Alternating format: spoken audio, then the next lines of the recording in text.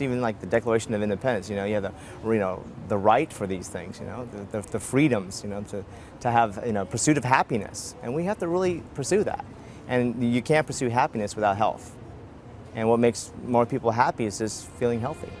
And you can't put a price to that. So, one with the most toys doesn't win at the end of the day. Even though we've been driven that we need to have a lot of these extrinsic factors, it's the intrinsic values that are more important. And so it makes me happy when people feel better. I know this is a lot of information. I know it's a lot of information that's not commonly known. And I know it's a lot of information that many people may look at and say, oh, that can't be true. Well, the bottom line is, we've proved to you tonight that it is true. And so what we're going to do now is we're going to show you how to take control of your health. We're going to give you the information that you need, the knowledge that you need, so that you can empower yourself with health. I just want you to know from the bottom of my heart that I am here for you, that I care for you, and I want you to be healthy. So we've taken the first step tonight. Let's continue on this journey tomorrow. I look forward to seeing you then.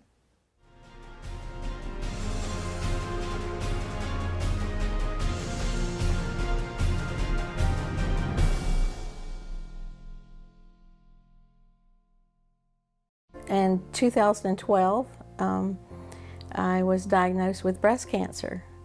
So actually the hardest part for me at that point is to telling the family. That was the most emotional part, because having cancer in the family for so long, it was almost like I expected it to get cancer. I don't know if that makes any sense. So when I actually did, it didn't surprise me all that much, but the fact that I had to tell the family, it was just, that was my most heart-wrenching part of the whole thing, actually. My daughter had always had a fear of losing me because I had lost my mother so young. So from a very little child, she had always been afraid of losing her mother. And so here I'm going to have to give her the news that might very well be, It was hard to tell the boys too, but it was especially hard to tell her because she was so fearful of that all of her life. Well, breast cancer is the #1 killer of women of cancer. And I had found a lump in my breast, and I went to the doctor and I had a mammogram done. Then they said it didn't look good. They wanted to do a biopsy. Did a biopsy and they said, yes, it's invasive carcinoma, breast cancer. It's an invasive kind. And so then we did a lumpectomy. And when they did a lumpectomy, then they did sentinel node biopsy, and 3 out of 3 lymph nodes that were tested were positive for invasive cancer. And one of them had actually gone outside the lymph node. It used to be that it would be stage 4 once it's in the lymph nodes, but they've changed their staging. So mine, actually, from the information they had, that I had 3 positive lymph nodes, and it was stage 3B. And so usually, that's very grave. I knew how serious that was because usually less than 5 years, depending on how fast it went, whether to the brain or to the lung or to the liver, would be deciding factor of how fast you died. So, but what you have to, so this is what happened for my cancer, and I chose my treatment. Like I said, I had the ovaries removed, which was feeding the cancer, which was causing the cancer, so I removed the hormones. So this was very grave, and I knew how serious it was, and so it was very hard for me, even though I had decided to do a natural treatment. It was not easy to go against my physicians. It was very hard. In April, I had this breast surgery. I only did lumpectomies, and they wanted me to sign over the fact that possibly they would do lymph node dissection if they found cancer in the lymph nodes, but I would not agree to that. I went down to Uchee Pines, which is a lifestyle center, and but I had actually just gotten the news that it was spread to my lymph nodes, which was kind of a heavy hit for me, because usually as a nurse and a medical profession, if somebody has a lymph node involvement, that's pretty much, you're going to have cancer all over the body pretty much. And so it was really emotional to deal with. So, but it took some readjusting because I didn't expect it. I thought it was just going to be limited to the lumpectomies and that it wouldn't be in the lymph nodes. But anyway, when I got down there, yeah, it was exciting. They did, before every treatment, they would have prayer. And someone always stayed right with you. It's such a contrast to our hospitals, you know. It's just, when I got back from the lifestyle center, I had promised my doctor I'd go see the oncologist, radiologist, and so I did that. And I decided against doing the chemo and radiation, but they did want me to get a PET scan. And so I had a PET scan done, which I was very reluctant to do that because of the radioactive glucose.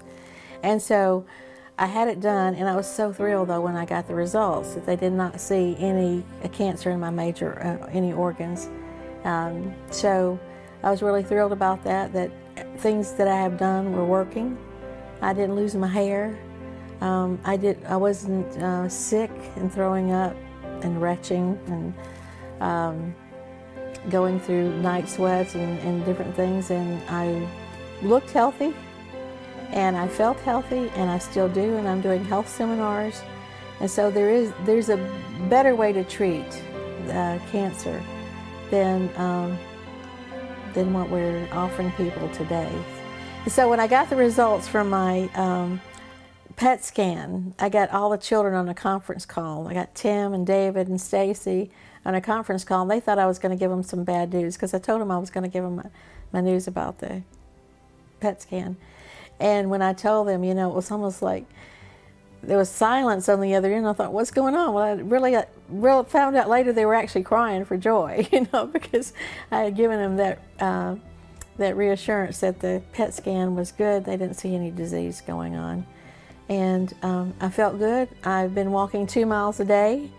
I'm visiting in San Diego and actually doing health seminars, and it's been almost 3 years that I was diagnosed. And so I'm loving it. So I really have enjoyed the journey. It's been a growing process, having cancer, and you know, you hear people saying, oh, it did wonders for me, you know, you think you love life, everything that's happening, you appreciate things that are happening more, even, you know, just the simple things. I got to see my grandson baptized, and I was healthy there for him, and just little things in life mean a lot, that you can enjoy them with your family. And so there's the better way, and I hope soon we'll find, it'll be available to everybody to find these alternative treatments that actually work for them.